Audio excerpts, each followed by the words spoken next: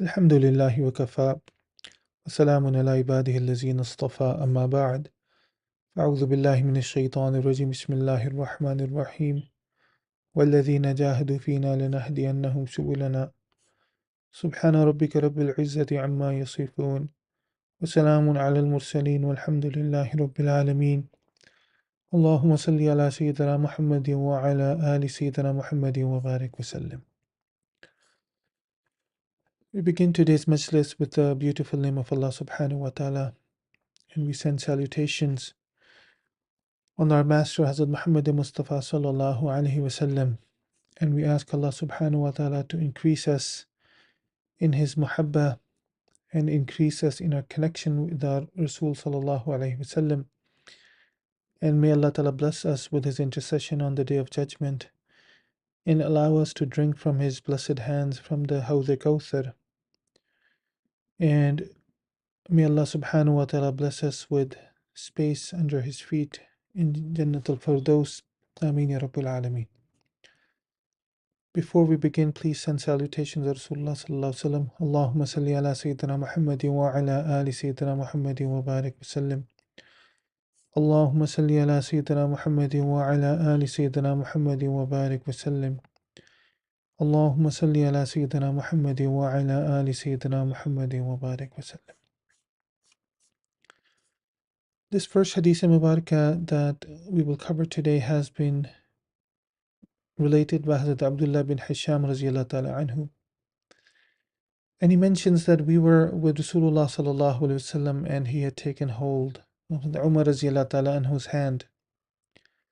So Umar radiallahu ta'ala anhu said to him, Ya Rasulullah sallallahu alaihi wasallam, verily you are more beloved to me than any other being, any other thing except my own life. At that Rasulullah sallallahu alaihi wasallam replied, no, by the one who holds my soul in his hand, not until I am more beloved to you than even your life. So Umar radiallahu ta'ala anhu replied, indeed, now you are more beloved to me than even my life. So Rasulullah sallallahu alayhi wasallam replied, at last, O Umar, al-an ya Umar. And this hadith mubarakah has been related by Imam Bukhari rahmatullah ta'ala alayhi. While it shows us the importance of the connection and muhabba of Rasulullah sallallahu alaihi wasallam that is required for us to complete our faith, the centrality of that connection, the centrality of that love, the sanctity of that love that it has in the lives of the mu'mineen. We must understand that without that love, one cannot even begin to imagine muhabbat of Allah subhanahu wa ta'ala. Because Rasulullah sallallahu alaihi wasallam came not only with guidance, but he came as mahbub and habib of Allah subhanahu wa ta'ala. And he distributed that muhabba amongst the ummati as well. And so when we adorn ourselves with the muhabbat of Rasulullah sallallahu alaihi wasallam, such a person also becomes beloved to Allah subhanahu wa ta'ala. We also read in this hadith the spiritual power and strength of Rasulullah sallallahu alaihi wasallam, that Umar radiallahu ta'ala anhu begins in one state, that I love you, that you are beloved to me than any other thing excepting my own life, that I love my nafs, illa nafsi, my own nafs, more than I love you. And Rasulullah sallallahu alaihi wasallam was holding the hand of Umar Farooq radiallahu ta'ala anhu, which in itself was a great blessing. But that holding of the hand is a means of transferring of that phase, transferring of that nur from the chest to the chest. And so immediately his state changes. His state changes, that before he felt that his own nafs was more beloved to him. But then when Rasulullah sallallahu alaihi wasallam, his beautiful words and his holding of his hand and the transfer of the phase, now Umar Farooq radiallahu ta'ala who realized, and this opening came to him,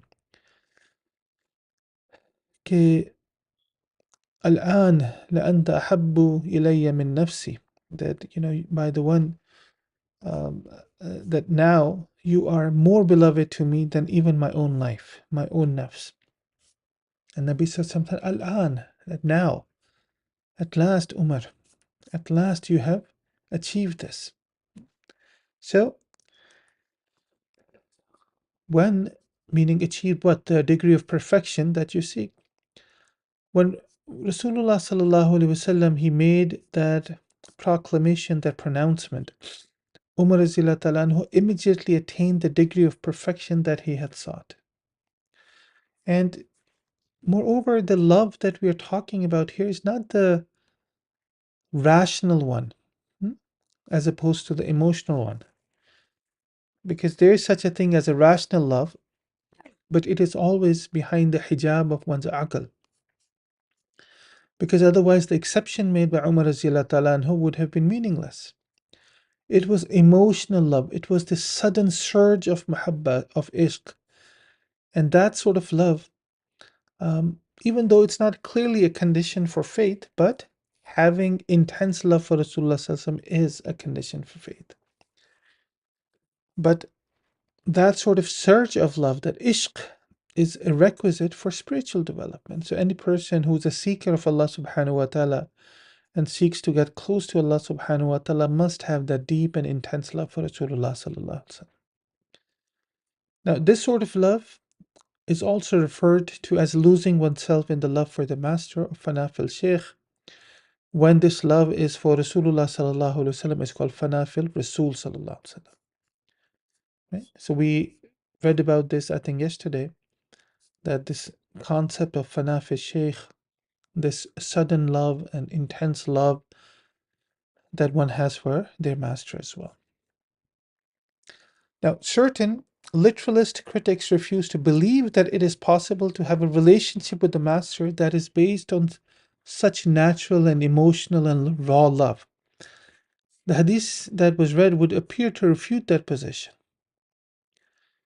And it seems quite clear from the hadith Mubarakah that this sort of love is actually a condition for the attainment of certain forms of spiritual achievement, right? That perfection of Iman. So blind love as a condition for certain perfections is required. By blind, we mean that raw, emotional love of the heart, that connection of the heart. Rabta qalbi is needed for certain kind of perfections that we need, that we want in our deen as well. So before we go to the next hadith mubarakah, we ask Allah subhanahu wa ta'ala that Allah ta'ala blesses us with that love that Umar Farooq radiallahu ta'ala anhu felt for Rasulullah sallallahu alaihi wasallam, and the love that Hazrat Abu Bakr Siddiq radiallahu ta'ala anhu had for Rasulullah sallallahu alaihi wasallam. Ameen ya Rabb. The next hadith mubarakah has been related on the authority of Hazrat Abu Hurairah radiallahu ta'ala anhu قال قال رسول الله صلى الله عليه وسلم.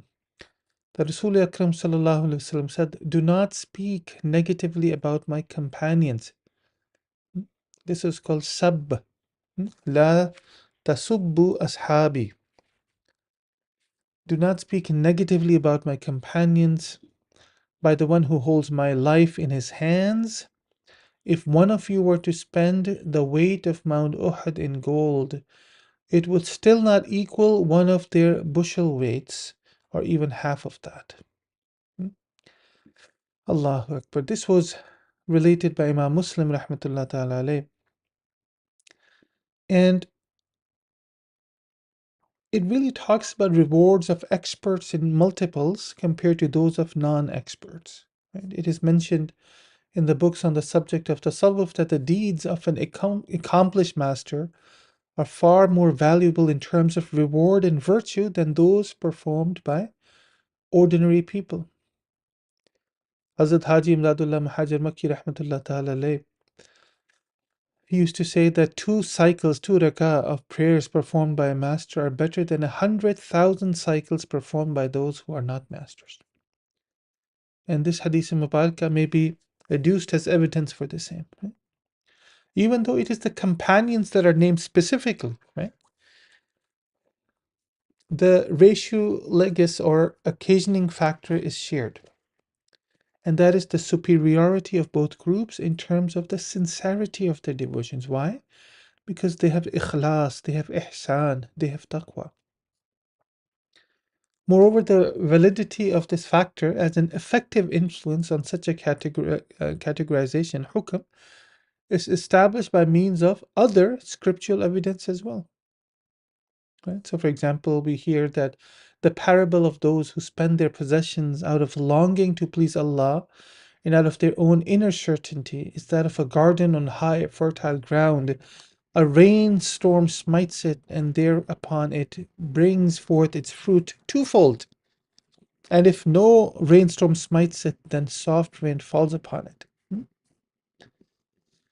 Allahu Akbar Kabira.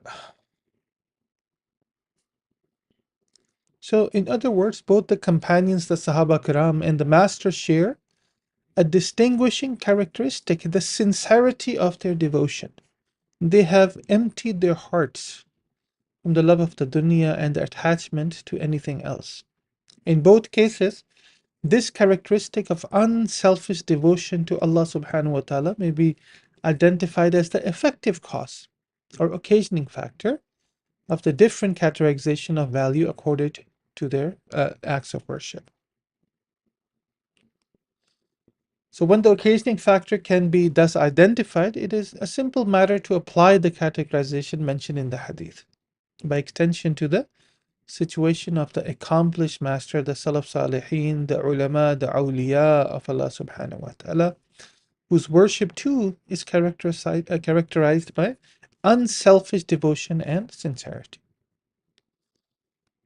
In the same manner, it is possible to say that the worship of the masters is likewise of far greater value than the acts of worship, including charitable giving performed by those less accomplished. Allahu Akbar Kabira. And Rasul Akram Sallallahu Alaihi Wasallam said that a single dirham once outvalued 1,000 dirhams. When he was asked how that could be, he replied, one man had only 2 dirhams, he gave away the best of the two, right, as a charitable donation, while another man went to his treasury, withdrew 1,000 dirhams and gave them away to charity. So not all dirhams were valued equally, owing to the practice common at the time of making change by paring them down. And also, one of the awliya of Allah, Allama Sindi Rahmatullah Ta'ala alayh, in his commentary on Imam Nasai, explained that the meaning of the hadith in the following manner is that the apparent meaning of the hadith is that rewards are given in proportion to the status of the giver, not in proportion to the amount that is given. Thus, the one who had only 2 dirhams gave away half of everything that he owned, so that he was rewarded in proportion to his zeal and determination. The wealthy person, on the other hand, did not give away half of his wealth and therefore received a smaller reward.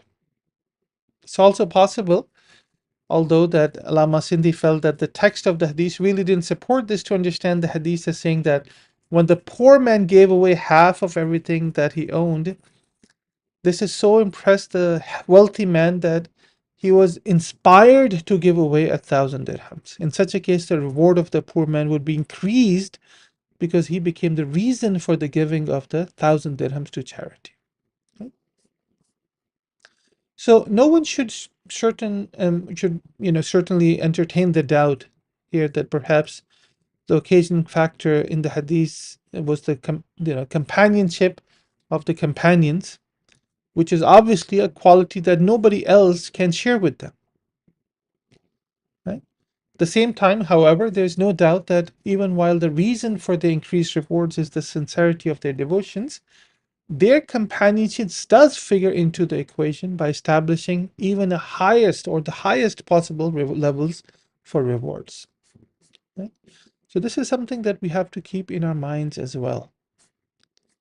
That this hadith Mubarakah is really giving a sign that people who change themselves from within, the value of their the actions that they do, the quality and the reward of the actions changes as well.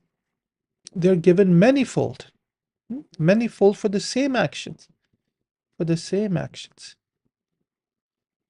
And it is because the inner hal, the inner state of ikhlas, of ihsan, of taqwa, of ruju ilallah, anabat ilallah, of being awab, right? All of this factors in.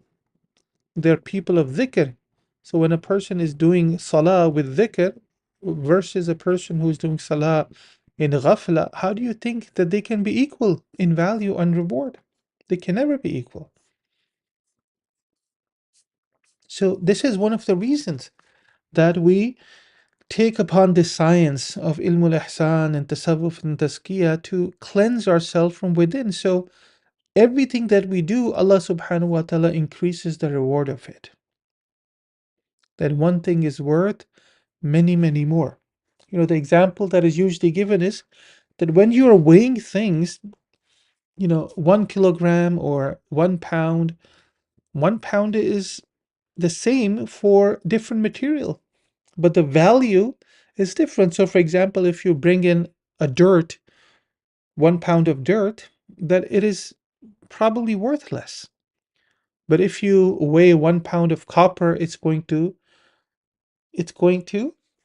value a certain amount. And then if you weigh 1 pound of silver, then it's going to value another certain amount. What about if you value or if you weigh 1 pound of gold?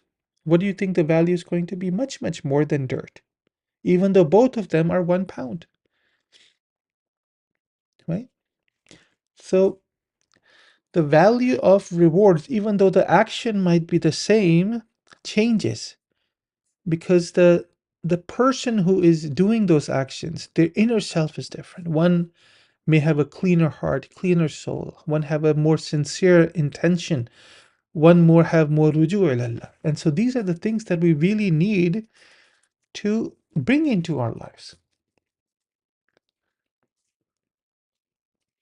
Allah subhanahu wa ta'ala mentions الذي خلق الموت والحياة ليبلوكم أيكم أحسن عملا. Right? Allah subhanahu wa ta'ala checks that He has created death and life so He can see, He can check who amongst you have ahsanu amala, more excellent, better, best of amal. So it's the quality of amal. It's the quality of amal. The next hadith Mubarakah has been related by Abu Musa radiallahu ta'ala anhu, and it is part of a lengthy hadith.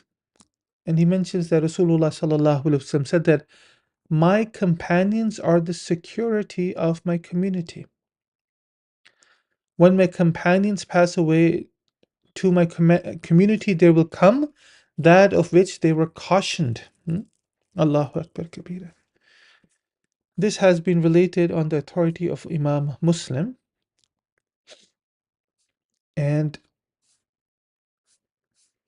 when Rasulullah sallallahu alaihi wasallam mentions, you know, community there will come that of which they were cautioned, what are we talking about? The apparent meaning here is that once the companions, the Sahaba Kiram, are no more, the community will be beset by all manner of temptations and corruption.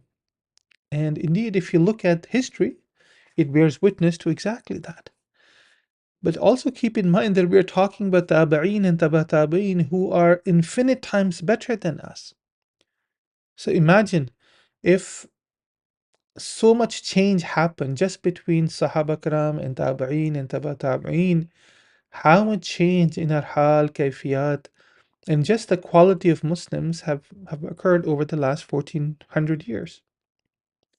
Right? So this is why there was a saying, tabi'een who had been in the company of the Sahaba Kiram, they used to say to tabi'een, to the next generation, that had you seen or looked at the Sahaba Kiram, you would have thought that they are majnoon, that they are mad people.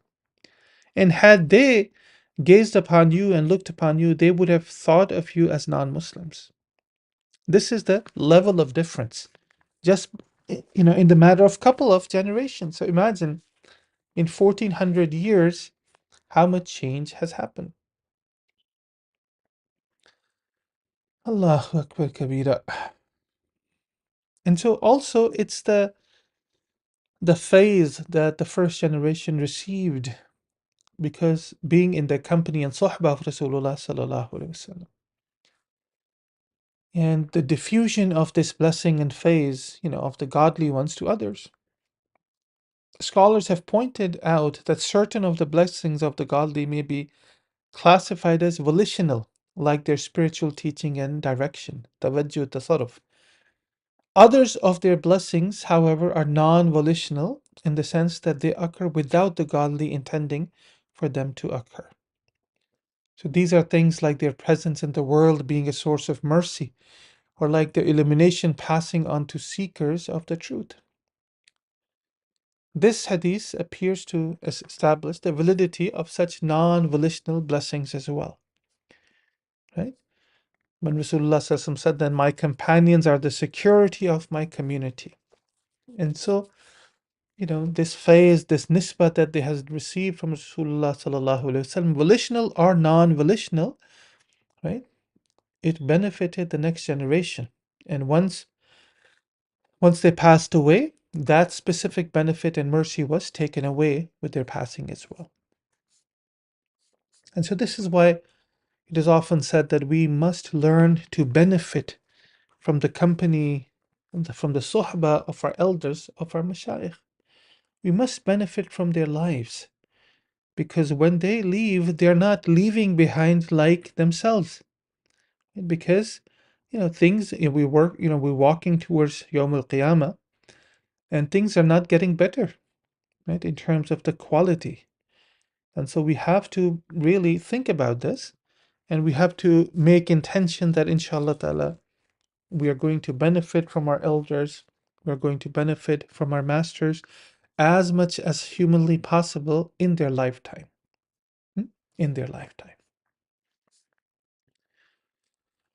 The next hadith Mubarakah has been narrated by Buraidah رضي الله تعالى عنه قال قال رسول الله صلى الله عليه وسلم. He says that Rasul Akram sallallahu alayhi wasallam said, to whom? To Bilal. O Bilal, by means of what deeds have you preceded me? By means of what deeds have you preceded me to paradise?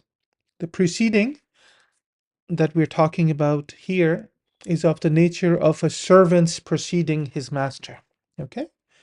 Of course, to the servant of Rasulullah sallallahu alaihi wasallam is in itself one of the greatest of honors, being a slave and servant of Rasulullah sallallahu alaihi wasallam. So Hazrat Bilal radiallahu ta'ala anhu is being asked by Rasulullah sallallahu alaihi wasallam that by means of what deeds have you preceded me to paradise? For I had barely entered paradise when I heard your footsteps in front of me. And clearly Rasulullah sallallahu alaihi wasallam, Allah ta'ala blessed him, was not speaking literally as entering the paradise because that will occur after the Day of Judgment. Even so, Rasulullah sallallahu alaihi wasallam from time to time was granted glimpses into the afterworld by Allah subhanahu wa ta'ala, so he could then tell his followers about the glories of the world to come. And this specific, Hadith Mubarakah could have been after his Mi'raj, when he was taken on the tour of Jannat and Jahannam and the seven skies as well. Bilal radiallahu ta'ala who replied, Ya Rasulullah sallallahu alaihi wasallam, never did I make the call to prayer except that I also performed 2 cycles of prayer, Tahiyatul Wudu. And never did I break ritual purity except that I immediately performed ablutions and then considered myself responsible to Allah for 2 cycles of prayer. Right? And that is Tahiyatul Wudu. That Bilal radiallahu ta'ala anhu use of expression, considered myself responsible, it's an idiomatic expression for his consistency and constancy in this practice, that he would always pray, always do Tahiyatul Wudu. Always do Tahiyatul Wudu. And also, when he used to make adhan, he would also pray 2 rakatain. He did not say that, these things are wajib in terms of fiqh wajib, but saying that he had made it so consistent in his life that he was constantly doing it. Okay? So this Hadith Mubarakah has been related by Imam Tirmizi, Rahmatullah Ta'ala alayh. Allahu Akbar Kabira. Now, there are a lot of lessons to be learned. First of all, obviously, one that was mentioned that, making sure that we have all of these extra nawafil, part of our regimen, part of our life, whether it is tahajjud, ishraq, jasht, awabin, salatul tasbih, tahiyatul wudu, tahiyatul masjid, all of these nawafil and any extra nawafil, it shows to Allah subhanahu wa ta'ala that Allah, not only do we, do our fara'id and wajibat and sunan, Allah, we cannot get enough of worshipping and communing with you. And so this is why we do extra nawafil. And there's a hadith that says that my servant becomes close to me through fara'id, and then he becomes beloved to me through nawafil. He becomes beloved to me till I become the eyes through which he sees, and hands through which he works, and feet through which he walks, etc., etc. Now, certain travelers on this path have experienced visions in which they appear apparently taking precedence over the prophets and messengers of Allah subhanahu wa ta'ala. Now, if the traveler is ignorant, a jahil, such visions may lead him to ruining his religion. If the traveler is learned and alim, however, they will immediately understand that what they have witnessed is theologically impossible, and they will accordingly attempt to interpret their vision. And just like in the Hadith Mubarakah, Bilal Rajila Ta'ala anhu, precedence represents what? The most advanced degree of servile relationship with Rasulullah Sallallahu Alaihi Wasallam. From all of this, the importance of an education in the Sharia sciences should be extremely obvious. This is why we must learn the Sharia so we do not become deluded about ourselves. It is perhaps for this reason that Shaykh Sa'di Rahmatullah Ta'ala wrote that now an ignoramus musing in seclusion, later a victim stricken by his own delusion. So this is why we must protect ourselves from our own delusions of grandeur. Okay? None of those things actually matter because in reality, they have no real meaning. And so some masters will write, for example, that they were shown like haqaiq of Anbiya, haqiqat Ibrahimi, haqiqat Muswi, haqiqat Muhammadi, haqiqat Ahmadi. And so literalists will like, what are they talking about? And this is bi'adabi. And the way they explain this is so beautiful. They say that when a slave or servant is tasked to, let's say, clean the throne of their master, of their king, they have to approach the throne. They go to the throne and they touch the throne, they clean the throne, but they are not the king themselves. They are still the slave and the servant, the deputy, right, of the king who actually owns the throne and who actually has the right to sit on the throne. So the mithal of the slave of the slave of the slaves of Rasulullah sallallahu alaihi wasallam is exactly like that. And when we read about such, maqamat, etc., it should always be understood from the vision, from the vantage point of this specific understanding. Okay? That we are the slave of the slave of the slave of the slaves of Rasulullah sallallahu alaihi wasallam, and anything that we achieve is through their fuyuzat and their du'as and nothing more. The next hadith Mubarakah has been narrated by Hazrat Anas radiallahu ta'ala anhu قال, he related that Usayd bin Hudayr radiallahu ta'ala anhu and Abad bin Bishr radiallahu ta'ala anhuma, both of them were with Rasulullah sallallahu alayhi wasallam on a dark night. When they left him and went outside, two lights were there directly in front of them. When the two men parted company, a light went with each one of them. Hmm? And this has been related by Imam Bukhari, rahmatullah ta'ala alayh. And so what do we see here? We see a mu'jiza, we see a kirama, the miracle that occurred in relation to both of the Sahaba Kiram Rizwanullahi Ajma'in is recorded. Since there's consensus that miracles are not the exclusive domain of the companions, the kirama can happen not only to the Sahaba Kiram, but to the ummati, the other ummatis of Rasulullah Sallallahu Alaihi Wasallam. This hadith may be adduced as evidence in support of the occurrence of kiramas in general. Okay?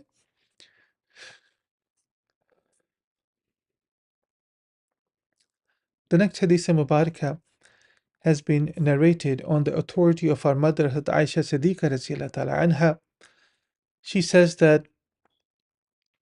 Abu Bakr Siddiq Radhiyallahu Ta'ala Anhu came to see Rasulullah Sallallahu Alaihi Wasallam.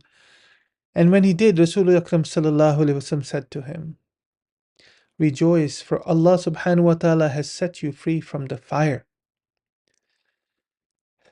She added thereafter, Abu Bakr Siddiq Radhiyallahu Ta'ala Anhu was called Atiq, or freed. This was related by Imam Bukhari rahmatullah ta'ala alayh. Allahu Akbar Kabira. Right? And before we go into this hadith, we understand that this last ashra is the ashra of itqum min an-nar, emancipation or freeing from the fire. So we make dua that just like Rasulullah sallallahu alaihi wasallam gave the glad tidings to Abu Bakr Siddiq radhiyallahu ta'ala anhu that he was an atiq, may as the spiritual sons and daughters of Hazrat Abu Bakr Siddiq, as part of this blessed tariq of Naqshbandiya Mujaddidiyya, may Allah subhanahu wa ta'ala also give us the glad tidings of Atiq. And may we see this vision and this dream in Rasul, in our dreams that Rasul Akram sallallahu alaihi wasallam gives us this glad tiding as well. Ameen ya Rab. Now, it is the habit of many masters that when their students attain a spiritual objective or acquire a praiseworthy state or hal or kayfiyah, to inform them of the same. This hadith Mubarakah indicates that to do so is in accordance with the sunnah. There are many benefits in doing this, including the easing of worry, strengthening resolve, the himmah to do good deeds, and increasing the seeker's love for Allah subhanahu wa ta'ala. And the one who facilitate those benefits, meaning the spiritual guide or master. Allahu Akbar. And it is also been recorded and witnessed that some spiritual masters will sometimes begin calling an aspirant by a name that is appropriate to the aspirant's specific circumstances, their hal, their maqam. Sometimes then, he may call him king, for instance, or something else, right? Hadith Mubarakah, Abu Bakr Raziyallahu Ta'ala is called Atiq. He was also called Siddiq. Hazrat Umar Raziyallahu Ta'ala was called Faruq, right? It clearly advocates this custom. Now, just to add a little bit, that sometimes some masters will actually not do this. And the reason for that is because this is such a time of dhuf. Dhuf means weakness, that it becomes so easy to become deluded by our own selves. That our nafs is so strong that it is really looking for praise, and it is looking for recognition. It is looking to, to celebrate ourselves, because that is the sort of life that we have been introduced to. Right from the kindergarten, it's like celebrate yourself, right? It is, oh, mashallah, you do this, now celebrate this, now celebrate. And we have been indoctrinated with that, rather than taking that as a matter of shukr and attributing it to Allah subhanahu wa ta'ala. We use it to feed our own nafs. And so some mashayikh would recognize that and will actually will not, inform their students about the specific, maqamat and ahwal and kayfiyat. Otherwise, you do find that, for example, if you read the Maktubat of Imam Rabbani Mujaddid al-Thani rahmatullah and his progeny, you do find that they would tell their sincere muridan that Allah subhanahu wa ta'ala had blessed them with specific nisbas. Okay, so the reason for the difference should be obvious.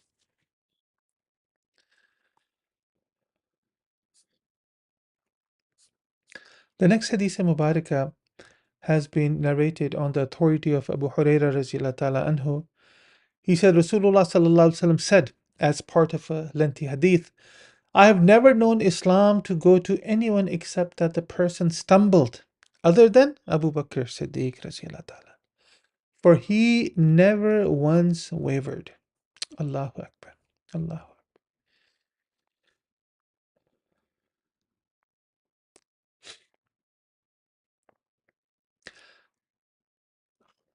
Now, this can, talk about the importance and the reality of true friendship, because Hazrat Abu Bakr Siddiq radiallahu ta'ala anhu was a true friend and Khalil to Rasulullah sallallahu alaihi wasallam.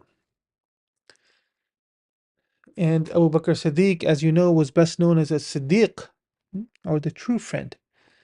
The reality of true friendship of Siddiqiyah is a reference to the spiritual station that Abu Bakr Siddiq radiallahu ta'ala anhu had attained through his friendship with Rasulullah sallallahu alaihi wasallam. As such, Abu Bakr Siddiq radiallahu ta'ala anhu has come to represent the ideal for this particular spiritual state, which is the highest one. Abu Bakr radiallahu ta'ala anhu was not only one of Rasulullah's oldest friends in terms of the time that he had spent with Rasulullah sallallahu alaihi wasallam, but he was also the friend who stood beside him throughout every trial, every hardship of Nabi sallallahu alaihi wasallam's mission to mankind. And the root of the word Sad, Dal, and Qaf, Sadaqa, in Arabic is an infinitive, right? That means to keep faith with, to be truthful, to be sincere. So the spiritual state is known as Siddiqiyah, or true friendship, is one of exceeding perfection, in which its possessor combines the elements of what? Truth, faith, sincerity, and friendship. Right? And people who attain the Siddiqiyah usually have nisbat ittihadi with their masters as well.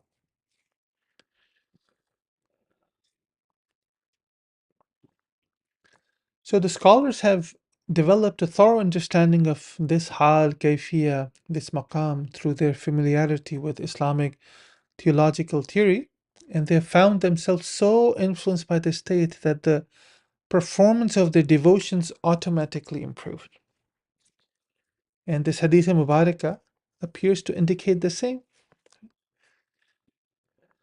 In regard to people who have experienced the reality of true friendship, the theory becomes self evident and devotions become habitual. The first of these transformations is actually the result of divine power, while the second is the result of the perfection of character, tahzib ikhlaq. And it is only the second of these that spells true spiritual perfection. That while Allah may grant a degree of siddiqiyah to someone, perfection may only come about through the efforts of the individual. Obviously, while Hazrat Abu Bakr Siddiq radiallahu ta'ala was endowed by Allah subhanahu wa ta'ala with many, many qualities that constitute true friendship, it was through his own efforts and toil and perseverance that he attained the highest degree of this maqam, of this spiritual station of siddiqiyat. Allahu Akbar Kabira. May Allah subhanahu wa ta'ala make us two friends and siddiqs. And may Allah ta'ala give us nisbat ittihadi with our masters as well, inshallah.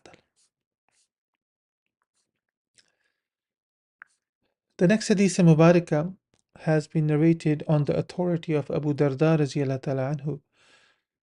He says that I was sitting with Rasulullah sallallahu alayhi wasallam when Abu Bakr Siddiq radiallahu ta'ala approached. In the same hadith in Mubarakah, he said, so Rasulullah sallallahu alaihi wasallam said to a companion who had spoken disrespectfully of Abu Bakr Siddiq radiallahu ta'ala anhu, verily Allah sent me to you, and you at first said, you lie.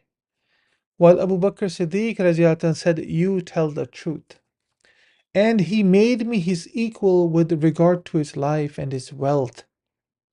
So will you please refrain from tormenting my friend? Allahu Akbar Kabir. Abu Darda radiallahu ta'ala said, he repeated this 2 or 3 times.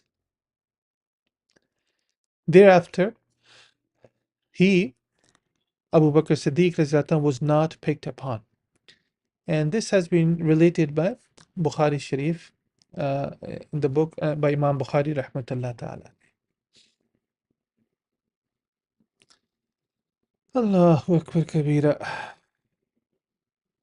I mean, subhanallah, on one level, this just shows the maqam of Abu Bakr Siddiq radiallahu ta'ala anhu, Khalifatu Rasulullah sallallahu alayhi wasallam. That Allah ta'ala had given him such great maqam that Rasulullah sallallahu alayhi wasallam said that he made me his equal with regard to his life and wealth. بِنَفْسِهِ وَمَالِهِ. It also shows a specific behavior that's showing great respect for the successor of a master, Janishin successor. Right? It has always been a matter of course among the Sufiya, and one that accords with human nature to show a greater degree of respect for the spiritual successors, the khulafa, and senior more aspirants of their masters. Right? The above, the hadith Mubarakah that was just mentioned clearly indicates the same. And it shows that disrespect towards such people or abuse or causing them any sort of discomfort must be denounced as matters of envy and pride. So we must denounce those, and we must ask Allah that Allah Ta'ala protects us from this kind of behavior as well, inshallah. The next hadith Mubarakah has been narrated on the authority of Hazrat Abdullah ibn Umar radiallahu ta'ala anhu قال قال رسول الله صلى الله عليه وسلم. He says that Rasul Akram sallallahu alaihi wasallam said, verily Allah subhanahu wa ta'ala has put the truth on the tongue of Umar radiallahu ta'ala anhu and his heart. جعل الحق على لسان عمر والقلبه, and in his heart. Ibn Umar radiallahu ta'ala said, never did a matter occur to the people in which they voiced their opinions, and Umar radiallahu ta'ala anhu voiced his, except that revelation came through the Quran confirming the opinion of Umar radiallahu ta'ala. And this has been narrated on the authority of Imam Tirmizi rahmatullah ta'ala. Now, again, on one level, it shows the maqam of Umar radiallahu ta'ala anhu, Amirul Mu'mineen. Amirul Mu'mineen, what a great person he was. But it also shows that this is, these states are indicated, by this hadith of inspiration and spiritual intuition, what we call kashf. Right? They are called spiritual vision, kashf, and also intuition, right? This inner insight, this firasa, ittaqu firasat al-mu'min. So Hadith Mubarakah is validating that this kashf and intuition or firasa exists, and that Umar Farooq radiallahu ta'ala anhu had a great part and piece from such kashf as well. Allahu Akbar Kabira.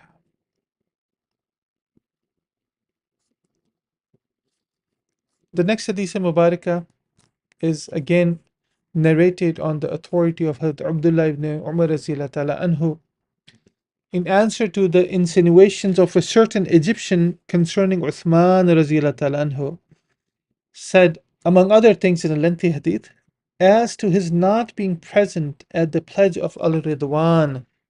Right? And just as a background, there was at the time a need for someone to go and negotiate with the Mushrikeen of Makkah Mukarramah, someone who was himself a respected and important Meccan and thus not likely to be killed by the people of Makkah. someone like Uthman radiallahu ta'ala, so he was sent. So as to his not being present at the pledge of Al-Ridwan, Baytul Ridwan, if there was anyone more revered by the people of Makkah Mukarramah, that person would have been sent. The message that Usman radiallahu ta'ala who carried from Rasulullah sallallahu alaihi wasallam was that the Muslims had come as pilgrims in peace for the purpose of performing the Hajj and not as an army determined to attack Makkah Mukarramah and take it by force. So the pledge of Al-Ridwan that is spoken to here was the pledge of obedience given by the companions who had set out from Medina Munawwara for the purpose of performing the Hajj. The significance of the pledge was that it bore witness to the faith of the companions, whose faith was tested when Rasulullah sallallahu alaihi wasallam agreed to the terms of the people of Makkah by postponing their visit to Makkah Mukarramah for another year, thereby greatly disappointing the Muslims. But the pledge of Al-Ridwan took place after Usman radiallahu ta'ala anhu had left to go on his mission as deputized by Rasulullah Akram sallallahu alaihi wasallam to Makkah. Rasulullah sallallahu alaihi wasallam, while holding his left hand in his right, said what? On his left hand, this is the hand of Uthman. In this manner, the left hand for Rasulullah sallallahu alaihi wasallam, that was for Usman radiallahu ta'ala anhu, was better than all of the right hands of those present. This is what Rasulullah sallallahu alaihi wasallam said to those gathered for the pledge. That this is the hand of Uthman. Allahu Akbar. هذه لأثمان. This is for Uthman. Allahu Akbar kabira.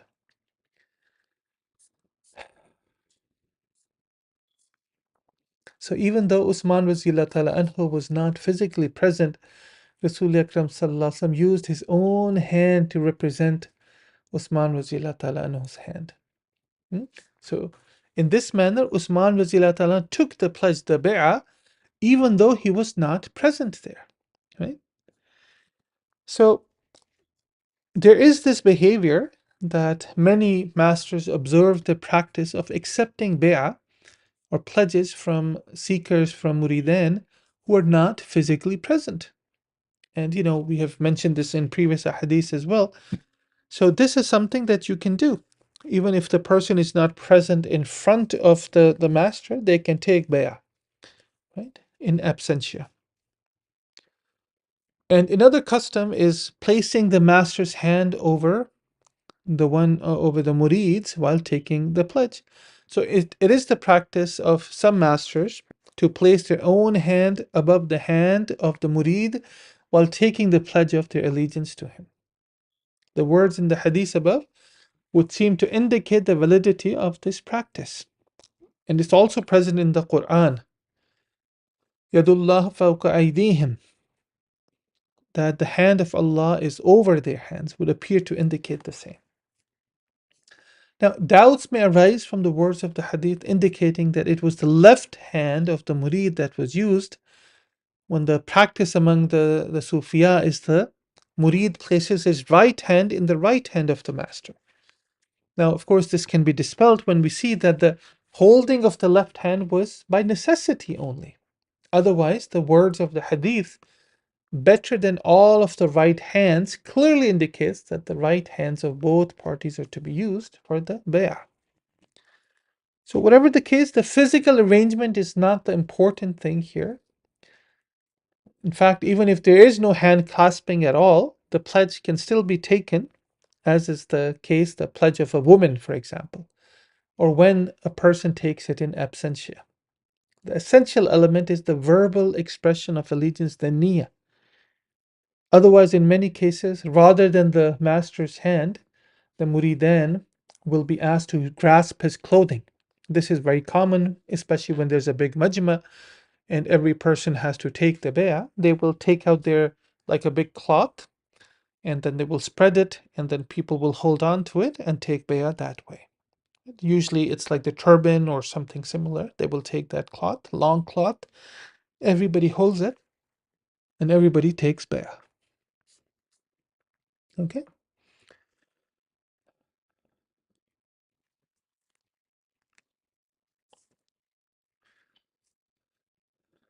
So the verse that was mentioned, that Yadullah fawqa aydihim, that the hand of Allah subhanahu wa ta'ala is upon them, it was also revealed on the occasion of Bayt al-Ridwan, and begins with the words, behold, all who pledge their allegiance to you pledge their allegiance to Allah subhanahu wa ta'ala.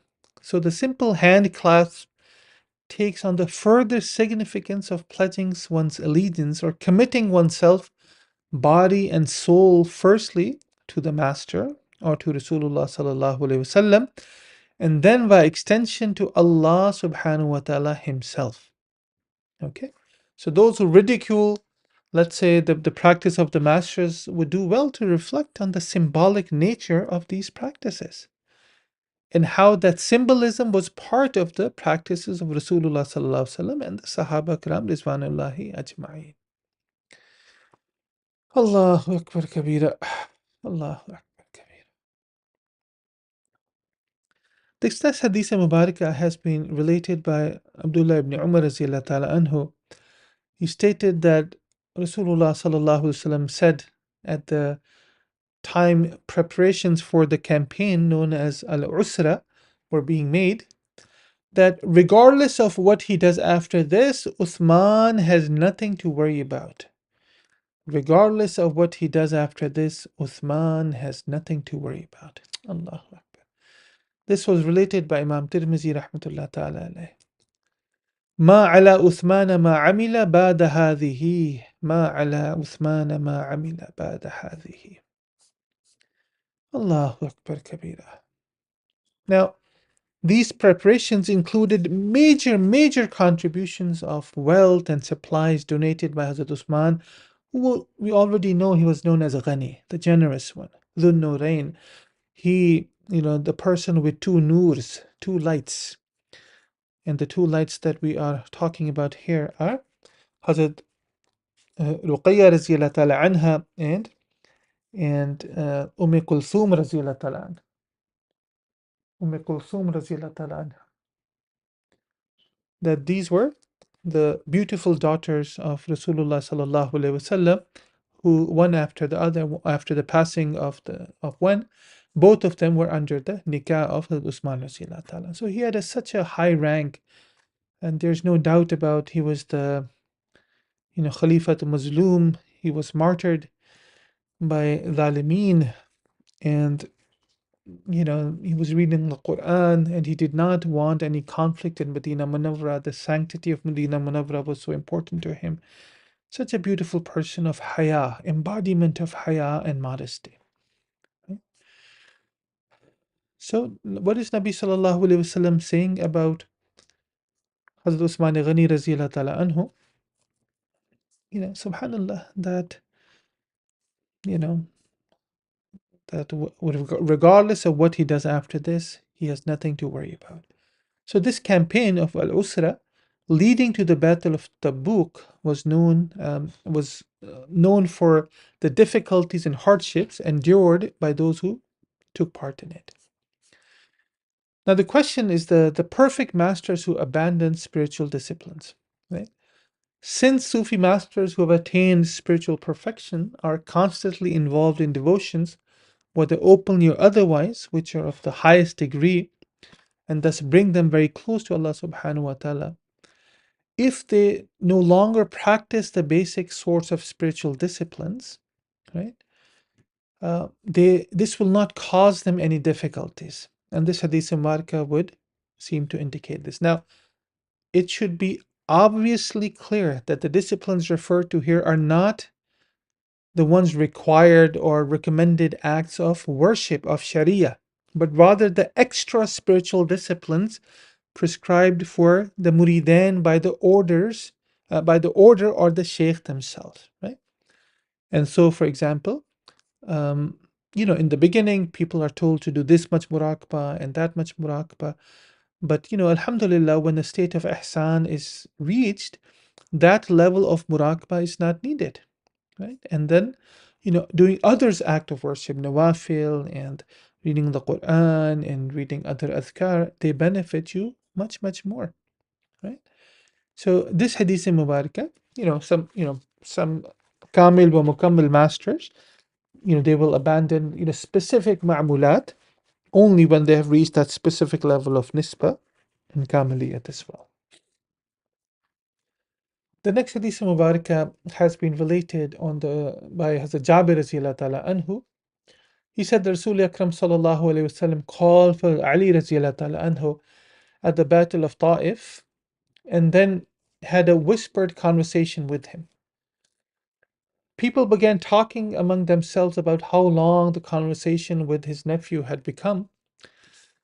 At that, Rasul Akram sallallahu alayhi wasallam declared, I have not whispered to him, Allah subhanahu wa ta'ala whispered to him. Allahu Akbar kabira. Man tajaytuhu walakin Allah tajahu. And this has been related by Imam Tirmizi. Now, the question about unicity in praxis, right? Because you do read in the writings of the masters, one may find the deeds of both the most accomplished worshippers and the deeds of ordinary worshippers ascribed to the Almighty. These deeds are termed as tawheed af'ali, or unicity in practice, in praxis. So these are also indicated by the phrase, there is no doer other than Allah. Right? So in the hadith that is mentioned, the statement that I am not whispering to him, Allah is whispering to him, clearly indicates the first sort of unicity in praxis. The effective cause here is occurrence by means of the divine will. Right? The divine will. In the same way that an effective cause may be identified for legal matter, the same may also be done for natural matter as well. So then by analogy, the second sort of unicity in praxis may be explained. In the Quran, it is written, it was not you who slew the enemy, but it was Allah subhanahu wa ta'ala who slew them. And it was not you who shot the arrows, but it was Allah who shot them. Right? Allahu Akbar kabira. Allahu Akbar. So in these verses, a natural matter would appear to be the nexus of the effective cause. However, from a theological perspective, the belief that what is essential and what is merely possible are one and the same. Right? There are a number of issues here for the consideration of the reader that obviously at many levels tasawwuf and theology converge, and it is for this reason that we always deal with aspirants and spiritual development in accordance to the level of knowledge of Sharia, right? By which we mean the classical sciences and disciplines, including Aqidah. The question of free will from an Aqidah perspective is not an easy matter to understand. However, in essence, Islam teaches us that humans are endowed with free will. Two things that humans are endowed with. One is the consciousness, the shu'ur, and the other is free will. And they will be judged on the basis of the deeds they choose to do in their lifetimes. It is their choice. At the same time, however, the source of all deeds, of all that happens on earth and in heaven, is Allah subhanahu wa ta'ala. And so what the Hadith Mubarakah indicates and is speaking about this, that the will of the servant and the will of Allah subhanahu wa ta'ala become as one, such that there is unicity of wills. And then the deeds or praxis of the servant become one with the deeds of Allah subhanahu wa ta'ala. However, such a unicity does not mean that the servant and Allah subhanahu wa ta'ala are or become one in their persons or that. Okay? To hold such a belief is kufr of highest form, is clearly heretical. Right? So you have to be very careful with that. So I hope that gives us some background. So in these verses that were mentioned, um, the natural matter would appear to be the nexus of the effective cause. So from a Aqidah perspective, the belief that what is essential and what is merely possible are one and the same is heretical. in the same way that denial of the will of the individual is heretical as well. Okay, you cannot deny this, that he acts of his own volition. Okay, so if a person commits a sin, they can't say, "Oh, Allah made me do it." Right? So you have to understand free will from a very nuanced perspective. It is for this reason that Sayyid al-Ta'ifa Junaid al-Baghdadi made his very well-known statement that if I had the power, then any person who said, right, in an attempt to excuse his unlawful behavior, that there is no doer other than Allah, would have his head cut off. Right? Because some people make this excuse, oh, well, Allah is the doer of things, He's the fa'ili haqiqi, so He made me do it. The reason for such extreme punishment in this instance is that the person using that excuse is actually undermining the Sharia. And it's also the ignorance of the Sharia sciences that has led so many, people or seekers, regardless of how good their intentions might have been, to go astray. And in doing so, to give tasawwuf a really bad name. So, as questions of Aqidah, as some of you who are reading Aqidah can be complex, so even Sufis who have not gone astray have appeared that way to the general public, and in some cases to rulers and judges with disastrous results. So generally speaking, it is best to leave Aqidah to the people, uh, to the ulama who actually are experts at Aqidah. So those who equate theology with religion do themselves and their religion a great disservice. Okay? So I hope this is clear. Allahu Akbar, Kabira. So when we hear something like this, that I have not whispered to him, Allah whispered to him, or it was not who slew the enemy, it was Allah who slew them, it was not you who shot them, it was Allah who shot them. Understand that from that perspective. Okay?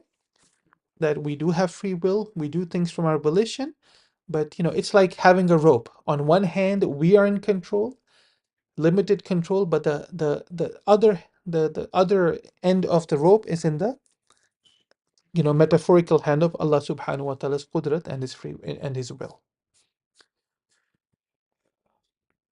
Last hadith mubarakah for today, inshallah ta'ala, has been related by our mother Aisha Siddiqa radiallahu ta'ala anha. قالت قال رسول الله صلى الله عليه وسلم لنسائه, he said to his wives sallallahu alayhi wasallam, what happens to you after I'm gone is a matter of concern to me. Only those who are highly devoted and accomplished will be able to serve you. Later, Aisha Siddiqa radiallahu ta'ala said to Abu Salama radiallahu ta'ala anhu ibn Abdurrahman ibn Auf, may Allah ta'ala grant your father his fill from the spring of Salsabil in paradise. Salsabil, right? This is in paradise. Abdurrahman ibn Auf gifted land to the mothers of the faithful, which had been sold for 40,000. Abu Salama said, Abdurrahman ibn Auf gifted a garden to the mothers of the faithful that had sold for 400,000. Not 40,000, 400,000. So this was related by Tirmidhi Sharif. So Hazrat Aisha Siddiqa, why is she making dua for Abdurrahman ibn Auf, which we know was a very wealthy Sahabi?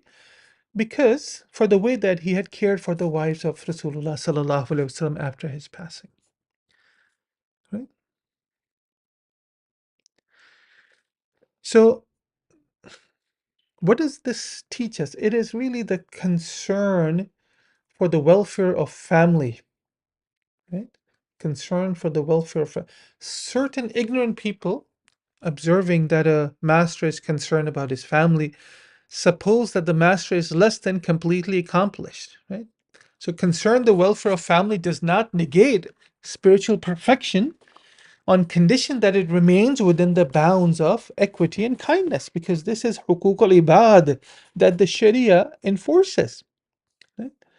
The Hadith Mubarakah indicates clearly that such concern is in fact part of the Sunnah. What happens to you after I'm gone is a matter of concern to me, Rasul Akram sallallahu alayhi wasallam said. So, who can be more accomplished than Rasulullah sallallahu alaihi wasallam? So at the same time, it should be obvious that excess in this regard, like excess in most matters, is indicative of a degree of spiritual inadequacy.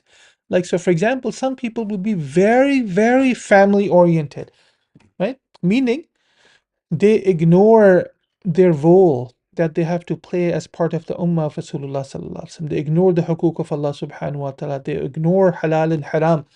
Now, obviously, you can say that, oh, I have such concern for my family that nothing else matters to me. No. Now, this comes under لا تلهيكم أموالكم ولا أولادكم عن ذكر الله. They do not let your wealth and your sons and daughters, your awlad, meaning your relationships, to distract you from the zikr of Allah subhanahu wa ta'ala. So if it's not distracting us, alhamdulillah, it is mahmood, it is the sunnah. But if it distracts us, then, this is something that Allah is ordering us not to do. Right? And it's also service to the family of a master is service to the master himself. In the Hadith Mubarakah, those who cared for the mothers of the faithful, Ummahatul Mu'mineen, were referred to as highly devoted and accomplished. Such a characterization is indicative of how service to a master's family shows the degree of a person's relationship with the master. Right? I mean, you would only serve them if you have love for the master. And love for the master means al-maru ma'aman ahabba, that you will be with them. Al-maru ala dini khalilihi, be on the deen of the khalil. Now, service of this kind is very nearly a matter of second nature among the true Sufis and the true followers of the path. Allahu Akbar Kabira. So, inshallah ta'ala, we make dua that Allah subhanahu wa ta'ala allows us to really mold ourselves according to the sunnah of Rasulullah sallallahu alayhi wasallam. May Allah subhanahu wa ta'ala give us the zahir and the batin of the sharia. Ameen ya Rabbul Alameen. Wa akhru da'wana an alhamdulillahi Rabbil Alameen. Inshallah ta'ala, make muraqbah for a few minutes. Close your eyes, bow your heads in humility and humbleness. Focus on your qulub, on your hearts. Make niyyah that Allah subhanahu wa ta'ala's tajalliyat, fuyuzat, and warat are descending upon us, entering our qalb, 2 fingers below our left chest, cleansing it, and feel that your qalb is saying Allah, Allah, Allah, and that you're listening to it, inshallah.